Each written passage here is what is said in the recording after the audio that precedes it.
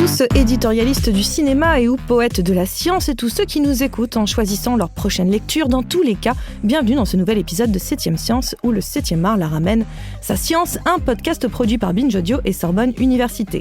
Le principe est assez simple, on prend un film, on se pose des questions plus ou moins farfelues et on fait répondre un ou une experte. Et ce mois-ci, le film choisi est Illusion perdue de Xavier Giannoli. Et la question que je me pose, que tout le monde se pose, c'est Balzac est-il 2.0 ? Pour cela, nous irons voir en quoi Balzac est un écrivain pas si classique qu'il en a l'air. Nous nous intéresserons à son retour de hype ainsi qu'aux humanités numériques. Et pour cela, nous avons à notre côté un expert, Andrea Del Lungo, professeur de littérature française et humanités numériques à Sorbonne Université, membre de l'Institut universitaire de France et spécialiste du roman du 19e siècle. Bonjour Andrea. Bonjour Perrine. J'aimerais beaucoup vous présenter quelqu'un.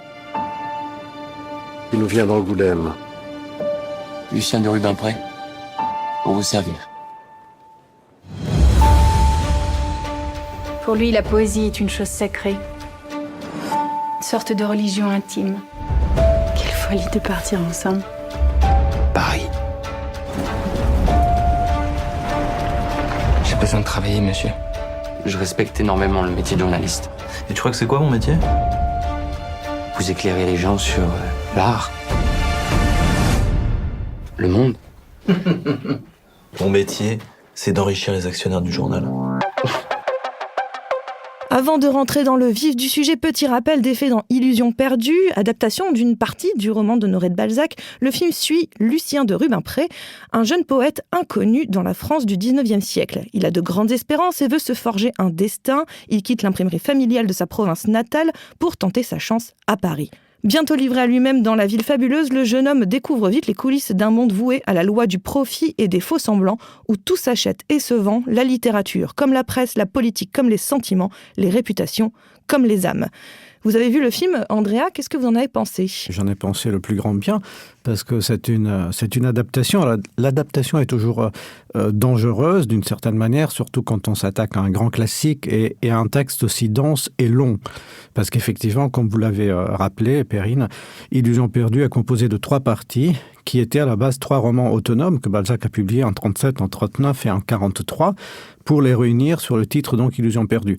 Donc c'est un roman qui est énorme, du point de vue même de la densité de la trame, de la quantité des personnages. Donc Giannoli a dû effectuer des choix parfois difficiles, parce qu'il y a un bon nombre de personnages qui ont été sacrifiés, tout bonnement, y compris le grand écrivain de la comédie humaine d'Arthez, qui est un personnage pur, hein, contrairement, je dirais, à tous les autres. Et l'histoire a été resserrée autour de la partie centrale, donc l'aventure de Lucien de Rubempré à Paris. Ben moi, j'en pense le plus grand bien parce que j'ai aimé ce film, tout simplement. Voilà. Un plaisir de spectateur, en tout cas. Voilà, c'est un plaisir de spectateur, tout d'abord. Et je pense que Giannoli a bien montré, effectivement, l'actualité de Balzac. Parce que, bon, il a repris l'histoire, il n'a pas vraiment repris le texte balzacien, et je pense qu'il a bien fait, parce que, bien évidemment, c'est un scénario nouveau qu'il faut écrire quand on fait même une adaptation.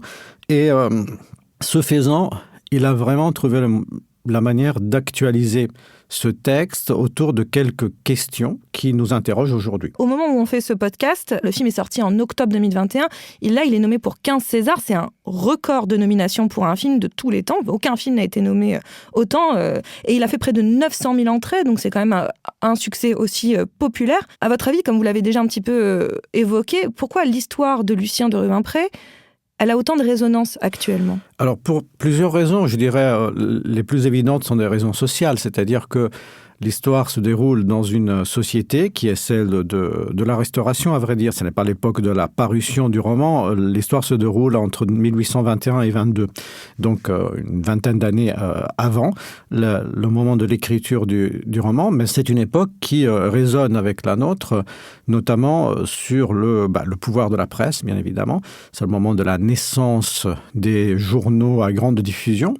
Et Balzac, tout de suite, est très attentif à ce nouveau phénomène médiatique, mais aussi la naissance de la publicité. L'une des premières images que que l'on voit dans le film au moment où Lucien arrive à Paris, c'est les réclames, comme le dit le texte, avec un mot un peu désuet, donc les affiches qui font la promotion de produits de beauté. On va le retrouver après aussi dans le journal, pour montrer que le journal articule la vision des événements, les nouvelles, les commentaires, mais aussi les textes littéraires, parce que le journal publie aussi des romans feuilletons, mais aussi donc la publicité qui faisait son entrée et qui déterminait donc la naissance, simultanée de l'ère médiatique, comme on l'appelle, l'ère du pouvoir des médias, mais aussi l'ère de la publicité. Donc la société de consommation. D'une certaine manière, Balzac est un écrivain qui, même pas d'une certaine manière, Balzac est un écrivain qui analyse les premiers développements de la société, on peut dire capitaliste, du système capitaliste, autour de cette double focale sur le pouvoir de la presse et la naissance de la société de consommation. Et en cela, c'est très actuel parce que nous sommes toujours, malgré 2 siècles plus tard, nous sommes toujours dans le cadre social qui est celui que Balzac décrivait. Alors, d'un certain point de vue, c'est un peu désespérant, mais... Ça n'a pas beaucoup changé. Et le deuxième élément, c'est un élément psychologique, c'est-à-dire que et c'est autour du personnage que cela se joue. Le personnage de Lucien de Rubempré est un personnage d'ambitieux. C'est même l'un des exemples de l'incarnation de cette volonté psychologique chez les personnages balsaciens qui montent d'Angoulême avec ses poèmes un peu ridicules, on le comprend quand même. Un petit peu cucu, ouais. Voilà, exactement. Dans la poche, croyant être un grand poète parce qu'à Angoulême, il avait un certain succès dans les cercles aristocratiques de la ville. Et il arrive à Paris et il doit faire son apprentissage. Son apprentissage qui est aussi un apprentissage de la corruption, bien évidemment, de la corruption de mœurs, mais aussi de la corruption morale. Et ce personnage d'ambitieux sera, dans le roman comme dans le film, ruiné par une ambition suprême qui est celle d'avoir un nom noble. De pouvoir porter le nom de la mère, qui est un nom noble, et donc de sortir de la classe sociale auquel il est, entre guillemets, condamné. Et ce point-là n'est plus de son époque. Pour le reste, il apprend parfaitement, il devient le meilleur journaliste, il arrive à éreinter ou à louer sans aucun problème, il a ce grand succès, il devient aussi riche à un moment. Ensuite, il dépense tout et il se ruine. Il a les doigts qui lui brûlent. Enfin, l'argent lui brûle les doigts. Voilà, absolument. Mais sur ce point, il arrive parce que la société de son temps permettait ce genre d'ascension sociale, ce genre de réussite. En revanche, acquérir un nom noble n'est plus de son temps. C'est une lubie d'ancien régime. C'est quelque chose qui renvoie à une société qui n'est plus. Et sur ce point-là, précisément, il échoue. Au moins dans Illusion perdue. Ensuite, Illusion perdue, dans le texte balsacien, a une suite qui est Splendeur et misère des courtisanes. Et là, Lucien va pouvoir récupérer sa noblesse présumée. Son titre, en tout cas, de Rubempré, justement. Oui. Mais ce qui est intéressant, c'est que même cette histoire de titre, c'est assez contemporain, en vrai, puisqu'on parle aussi... donc, c'est un personnage, vous l'avez dit, qui part de sa province pour aller à Paris, et aussi qui veut changer de statut social. Et on parle beaucoup, notamment, de transfuge de classe. C'est un mot qui existe beaucoup de nos jours. Est-ce que, en fait, Lucien de Rubempré, c'est un des premiers à vraiment évoquer cette idée de vouloir être un transfuge de classe, de changer, comme ça, de statut social? Absolument. C'est, je dirais, le sens même du roman balsacien dans son ensemble, c'est d'analyser la société de son temps avec des critères qui sont des critères sociologiques. Je dis sociologiques avant la lettre parce que la discipline de la sociologie n'existait pas encore. Du temps de Balzac, même le mot sociologie a été utilisé pour la première fois en 1839 par Auguste Comte.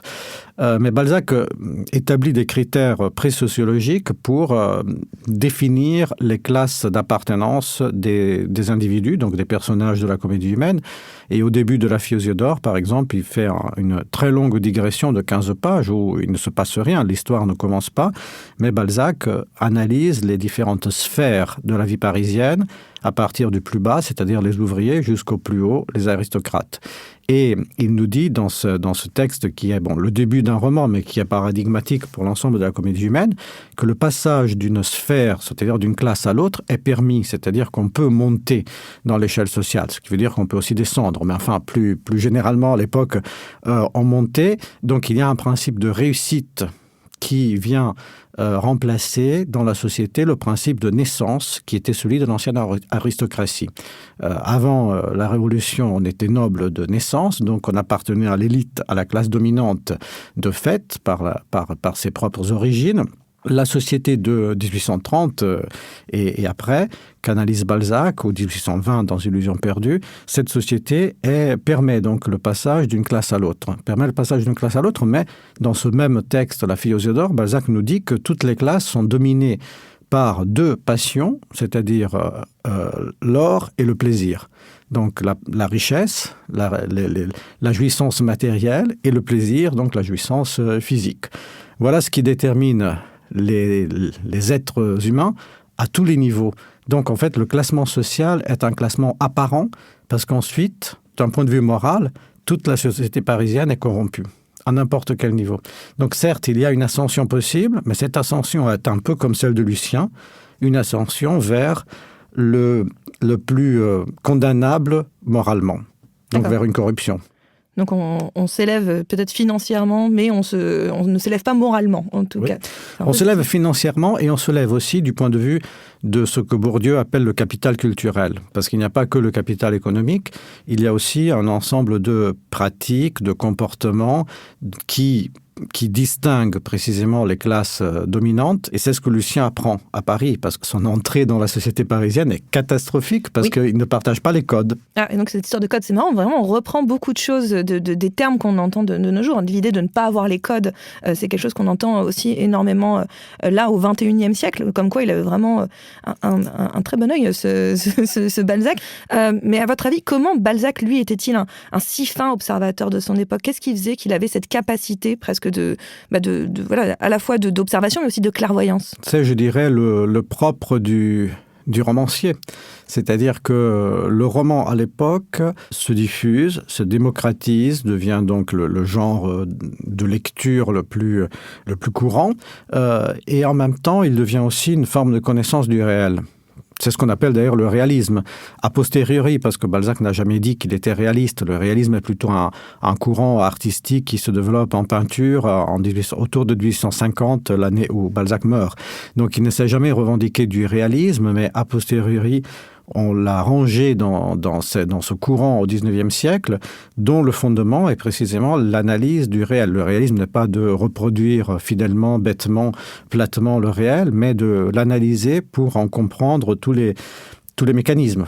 Donc, pour comprendre que l'apparence que l'on voit et que l'on donne à voir à un lecteur ou à un spectateur est toujours le fruit d'une analyse de ce qu'il y a derrière. Et c'est précisément ce que fait Balzac avec l'idée que le monde est un théâtre, idée qui est reprise plusieurs fois dans le film, dans lequel tous les personnages ont conscience de jouer une comédie. Or, la comédie, c'est la vie, c'est Paris. C'est d'ailleurs la comédie humaine, mais c'est vrai que l'idée qu'on se retrouve assez régulièrement, d'ailleurs tous les personnages se retrouvent dans ce théâtre assez régulièrement dans le film. Absolument. Le monde est un théâtre et pour représenter ce théâtre du monde, il ne faut pas seulement voir la scène, il faut aussi comprendre ce qu'il y a derrière, donc ce que Balzac appelle l'envers du décor, qui est beaucoup plus important que ce qu'on voit. Et il faut aussi analyser la manière dont ce décor est construit et donc aller au sous-sol et comprendre comment marchent les machines. Donc, ce qui permet précisément au décor d'être tel. Donc, il y a trois espaces. Il y a l'espace de l'apparence, il y a l'espace derrière, l'envers du décor, que l'on ne voit pas, mais qui détermine ce qu'on voit. Et puis, encore plus important, peut-être, c'est ce qui crée le tout. C'est ce qui règle le décor lui-même, donc les machines qui sont en bas. Et c'est ce genre d'observation que Balzac développe grâce à, on peut dire peut-être un don de seconde vue, qui permet de comprendre à la fois les ressorts psychologiques des personnages, mais aussi les mécanismes sociaux.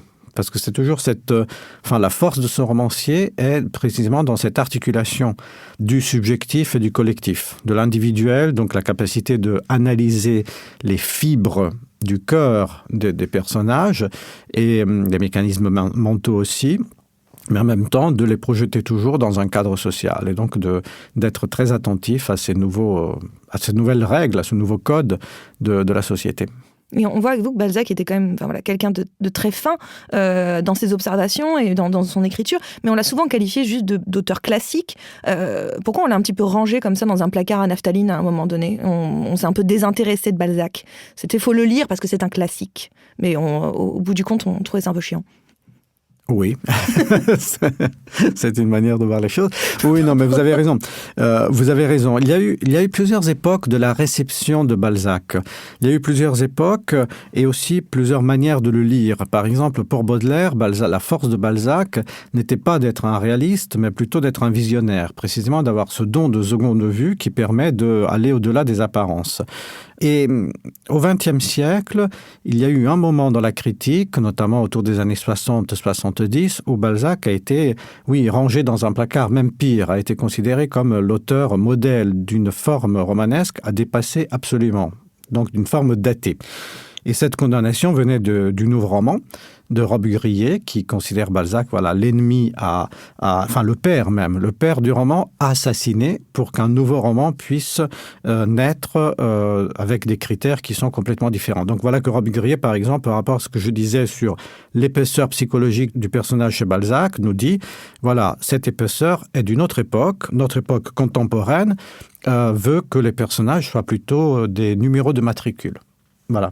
Donc vidé de toute substance psychologique. Et puis, il y a eu Barthes, qui a consacré un grand livre, SZ, à l'analyse d'une nouvelle de Balzac, mais en même temps pour nous dire que ce texte-là est un texte daté, précisément, est un texte classique, et qu'il y a un moment au XIXe siècle où on passerait du classique Balzac au moderne Flaubert. Pourquoi Flaubert serait-il moderne ? Parce qu'il porte une attention particulière à la question de la forme. Donc c'est l'écrivain qui réfléchit sur la manière d'écrire, sur comment écrire aussi, et contrairement à un Balzac qui était vu comme un gratteur de pages qui remplissait très facilement des colonnes de journaux ou des volumes entiers avec une plume facile, et donc qui a écrit 91 textes plus ou moins longs qui composent la comédie humaine. Donc ce clivage Balzac contre Flaubert a été un peu accepté par la critique suite aux réflexions de Barthes. Et il est, je pense, remis en question aujourd'hui, où on se rend compte que ce Balzac classique est capable de voir aussi notre modernité.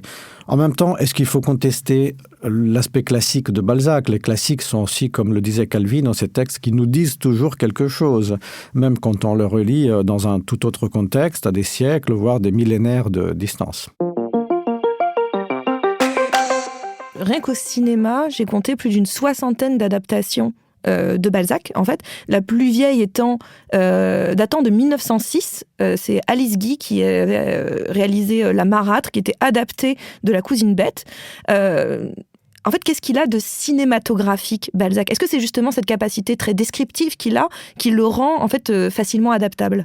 Alors, qu'est-ce qu'il avait, Balzac, de cinématographique ? C'est une bonne question, parce que le style du roman balzacien, de mon point de vue, n'est pas très cinématographique.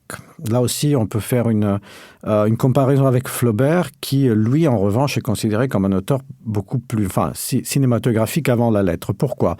Parce que les deux décrivent amplement, dans des détails, les espaces. Donc, de ce point de vue-là, bien sûr, c'est une ressource pour le metteur en scène.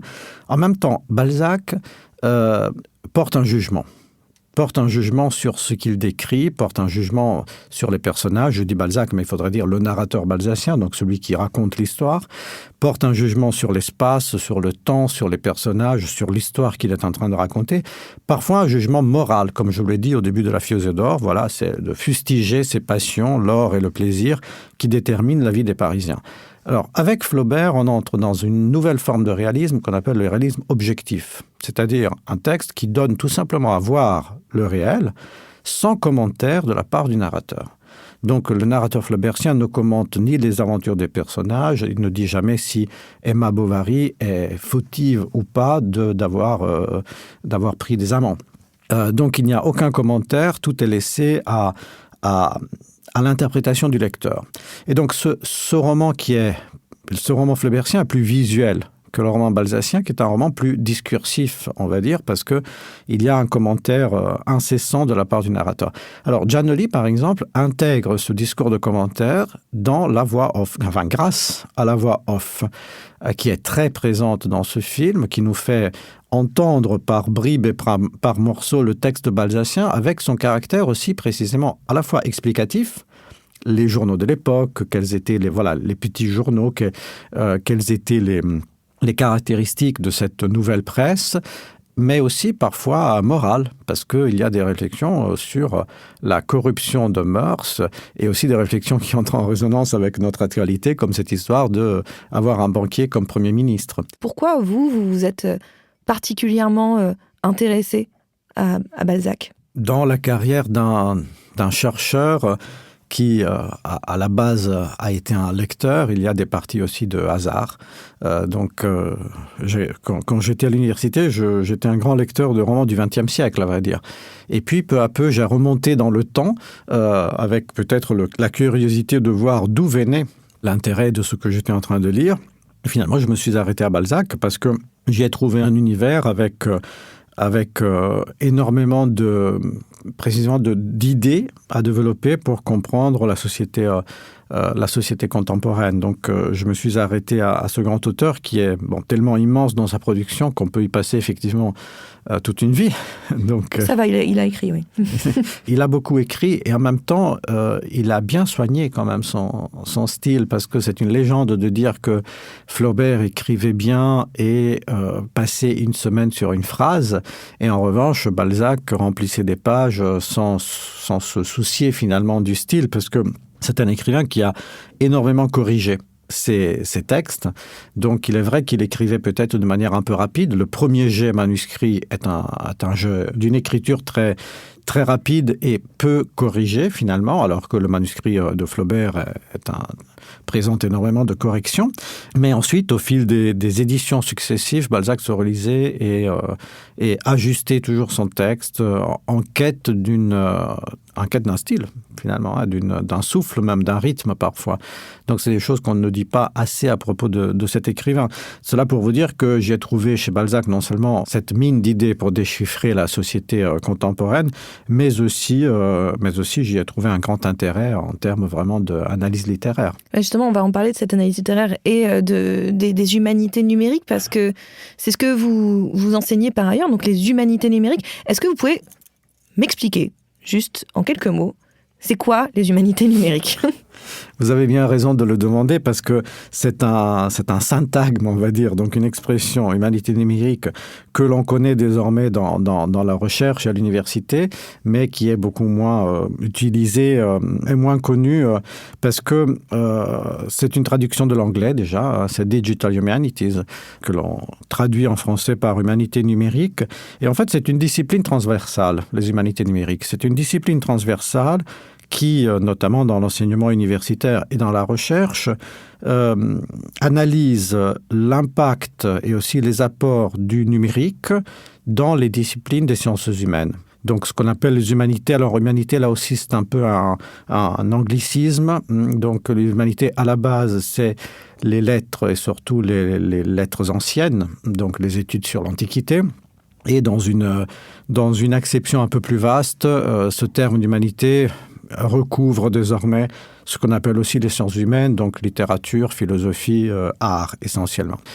Et dans ces domaines, l'apport du numérique n'était pas spécialement important. Or, ces disciplines ont trouvé, grâce au numérique, des manières de fonctionner, je dirais, au niveau de la recherche, de penser aussi les objets d'étude qui sont complètement différentes. Alors, l'exemple que l'on peut donner, parce que c'est le plus concret, c'est par exemple les archéologues qui peuvent, grâce au numérique, reconstituer des sites disparus. Donc, nous faire balader à Pompéi, par exemple, grâce à des reconstitutions en 3D, et donc à la possibilité visuelle de faire une promenade dans un site qui n'existe plus. Mais dans ce qu'on appelle les sciences du texte, donc les disciplines qui ont affaire avec des corpus linguistiques, comme la littérature ou la philosophie, par exemple, ou l'histoire aussi en partie, dans les sciences du texte, les méthodes que l'on peut développer grâce au numérique nous permettent, par exemple, de faire des recherches lexicales très approfondies et très précises sur un corpus immense qu'il aurait été impossible de traiter de manière manuelle, on va dire. Donc, par exemple, les historiens de la langue peuvent bénéficier de statistiques sur l'usage, la fréquence de tel ou tel mot. Et nous, les littéraires, on peut comparer des textes entre eux et y trouver, par exemple, des résonances. C'est un peu le principe de notre projet sur Balzac, c'est de dire d'où vient ce roman balzacien qui intègre tout un savoir de son époque, qui essaye de reconstituer, un peu à la manière des archéologues qui vont à Pompéi, qui essaient de reconstituer la société entière de son temps et de nous la donner à voir. Est-ce que Balzac s'est inspiré à d'autres écrivains? Est-ce que Balzac s'est inspiré à des philosophes? Est-ce qu'il a intégré un savoir scientifique dans son œuvre? Et pour ce faire, grâce aux méthodes des humanités numériques, grâce à des logiciels qui travaillent sur les textes, on peut chercher d'où vient telle ou telle phrase de Balzac. Est-ce qu'elle a été utilisée par un autre écrivain? Est-ce que Balzac cite? Est-ce que Balzac s'inspire? Balzac, je dis Balzac, mais ça peut être n'importe quel autre écrivain. Donc c'est une réflexion autour de ce qu'on appelle aussi l'intertextualité. Pensez qu'un texte, même une œuvre sublime n'est jamais le simple produit du génie de l'auteur. Elle vient aussi d'un contexte culturel, d'une histoire de la littérature, mais d'une histoire des textes. Et donc, souvent, c'est une forme de réécriture. Et c'est ce qu'on cherche sur Balzac. Alors, les humanités numériques permettent ce genre d'interrogation grâce à un apport interdisciplinaire dans lequel les littéraires travaillent avec les linguistes, souvent les historiens de la langue ou ceux qui savent traiter le corpus linguistique, et bien évidemment les informaticiens. Et d'ailleurs, je reviens sur ce que vous évoquiez. C'est vrai que vous avez vous participez en tout cas à un projet d'édition électronique et hypertextuelle, donc cette humanité numérique, avec la comédie humaine. C'est sur un site qui s'appelle iBalzac, si je ne dis pas de bêtises. Non, c'est exact. C'est ça. Donc, oui, d'ailleurs, juste pour rappel, voilà, la comédie humaine, c'est le titre sous lequel Honoré de Balzac donc, a regroupé un ensemble de plus de 90 ouvrages, romans, nouvelles, contes, essais, dont Illusion perdue, dont par exemple Le Père Goriot ou Les Chouans. Enfin voilà, on a vraiment, c'est très large, il y a vraiment beaucoup de textes. Et donc, comment ça se présente sur ce site-là? C'est-à-dire qu'on peut comparer, vous parliez de Balzac qui fait des corrections, on peut comparer les différentes éditions entre elles, c'est ça? L'apport fondamental de ce site est aussi précisément de donner à lire toutes les versions publiées et corrigées par Balzac pendant sa vie de ses textes. Donc, on a souvent 3, 4, 5 versions pour des textes dont Balzac publiait une première version, par exemple, en 1830, puis lors d'une réédition, il y avait des corrections, puis lors de l'édition Furne, donc de l'ensemble de la comédie humaine, encore des corrections, et puis sur son exemplaire personnel, encore des corrections. Donc, il y a souvent 4 états de texte successifs. Il y en a même 9 ou 10 pour La Peau de chagrin, enfin 9 plus des fragments, donc on peut dire 10 pour La Peau de chagrin. Et parfois, entre la première et la dernière édition, les différences sont très importantes. Il y a 2 apports dans cette lecture. Le premier, c'est de voir comment l'écrivain travaillait, donc entrer un peu dans la fabrique de l'œuvre. Voilà comment un classique, à partir de la première édition de son texte, la modifie pour aboutir à une dernière édition qui est différente. Bon, à terme, on voudrait aussi intégrer les manuscrits pour avoir vraiment un panorama complet de la création balzacienne. Et l'autre apport, c'est qu'on peut découvrir Balzac dans les versions publiées à son époque. Souvent, le public de l'époque lisait plutôt la première version d'un texte. Donc Balzac était connu pour ce texte par exemple, La Peau de chagrin de 31. C'est la version que le public avait sans doute lue. Et puis, il y a eu toutes ces corrections. Nous, on a tendance à donner à lire la dernière version parce qu'elle est conforme aux volontés de l'auteur quand il est mort. Mais il est vrai aussi que de son temps, c'était plutôt la première qui faisait la notoriété d'un écrivain. Donc là, on a le choix. Et c'est le pouvoir du numérique. par rapport à l'édition papier. L'édition papier doit choisir une version du texte. Quand on en a 4, 5, 6, 9, il faut bien choisir une version du texte et généralement, donc, on prend la dernière. Avec le numérique, on peut donner accès à l'intégralité de la création. Ce qui est intéressant avec ces humanités numériques, c'est qu'on dit souvent en fait ce mouvement, en tout cas des humanités numériques, existe en faveur en fait de la diffusion, du partage, d'une valorisation du savoir. En fait, l'idée de donner accès au plus grand nombre, en particulier dans ce qui est le domaine des lettres en tout cas, accès au plus grand nombre à ce savoir-là. Est-ce que c'est dans cette démarche-là que vous êtes intéressé aux humanités numériques ? Oui, absolument. Absolument. C'est-à-dire que la recherche universitaire, qui a bien évidemment beaucoup de fonctions et qui a une utilité plus évidente dans les disciplines scientifiques ou de santé que dans les nôtres, mais cette recherche universitaire trouve aussi son utilité. Et moi, personnellement, quand j'ai commencé à travailler dans ce domaine donc des humanités numériques, j'ai trouvé une utilité presque immédiate à ce que je faisais, dans l'idée de fournir effectivement un libre accès à des données, globalement. Ça peut être dans n'importe quel ordre. Alors, dans ce cas, c'est un libre accès à un texte littéraire que le lecteur du monde entier peut lire. Moi, je suis un peu sidéré quand je vois qu'on vend des EPUB de l'œuvre de Balzac ou de n'importe quel autre auteur classique, parce que c'est une œuvre qui est tombée dans le domaine public, donc qui est libre d'accès, qui doit être libre d'accès. Et en même temps, le pas au-delà, et c'est l'une des spécificités de la recherche universitaire, c'est de fournir une information de qualité. Et là, je pense qu'il y a un rôle vraiment, éthique presque, que l'on joue, parce que l'un des problèmes du contexte numérique actuel dans lequel nous baignons, c'est précisément l'abondance d'informations. Sur Internet, on trouve de tout. Et cette abondance signifie aussi que l'information n'est pas toujours vérifiée, n'est pas toujours valable. On en revient un peu aux fake news du temps de Balzac, aux fausses nouvelles. Sur Internet, circulent des fausses nouvelles, mais circulent aussi des faux textes, des fausses informations. Donc, notre utilité en tant que chercheur universitaire est aussi de donner précisément une information qualitativement de haute qualité et fiable. Donc, dans le cas des textes littéraires, de respecter le texte tel qu'il est, parce que quand on tape Balzac, Illusion perdue dans Internet, on peut trouver n'importe quel genre de textes qui sont fautifs, qui sont corrompus. Donc voilà, l'information n'est plus correcte. Et là, les humanités numériques permettent effectivement d'aborder aussi ce problème, celui non seulement de la diffusion de l'information, mais donc en libre accès, mais aussi d'une information de qualité et vérifiée. Donc, et de là où on apprend aussi que Balzac avait anticipé les fake news, comme quoi il a vraiment tout vu, ce Balzac. Merci Andrea, mais avant de vous laisser, moi je vous ai imposé de voir Illusion perdue, mais j'aimerais bien savoir si vous aviez... en plus, vous l'aviez déjà vu. Si vous aviez un film à me recommander, alors pas forcément lié à Balzac, vous n'êtes pas obligé, même si on a vu qu'il y avait le choix, mais un film de votre goût que vous voudriez recommander à ceux qui vous écoutent. J'ai un petit palmarès personnel, mais c'est des films qui sont anciens.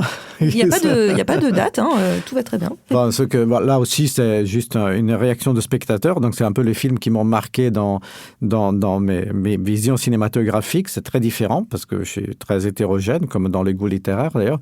Donc, le premier a été Le Miroir de Tarkovsky pour l'image. Le deuxième, vous allez voir, ça n'a strictement rien à voir, c'est Pulp Fiction de Tarantino. Ah mais visuellement, c'est aussi quelque chose, c'est un autre travail de l'image. Absolument, c'est notre travail de l'image. Et puis j'étais dans une période de réflexion autour de la déstructuration, le postmodernisme, donc ça entrait parfaitement en résonance. Et puis le plus convenu peut-être, c'est Retour vers le futur, que j'ai vu récemment. C'est ça, alors que c'est parfaitement de mon époque, parce que je pense que le premier est de 85, donc j'avais 18 ans, mais je ne l'avais pas vu à l'époque, et là je l'ai redécouvert. Alors là, c'est vraiment pour le plaisir de l'histoire. Ah, puis de mon point de vue, c'est une merveille absolue. Donc c'est un très très grand film. Mais comme quoi, c'est intéressant de voir comment des films peuvent marquer à des âges différents et pour des raisons différentes, et comment ils font écho en nous. En tout cas, merci beaucoup Andrea Del Lungo d'être venu nous donner des nouvelles de Balzac. 7e Science, c'est fini pour aujourd'hui, mais on se retrouve dans un mois pour un nouvel épisode de ce podcast produit par Binge Audio et Sorbonne Université. En attendant, vous êtes parés pour briller dans les dîners.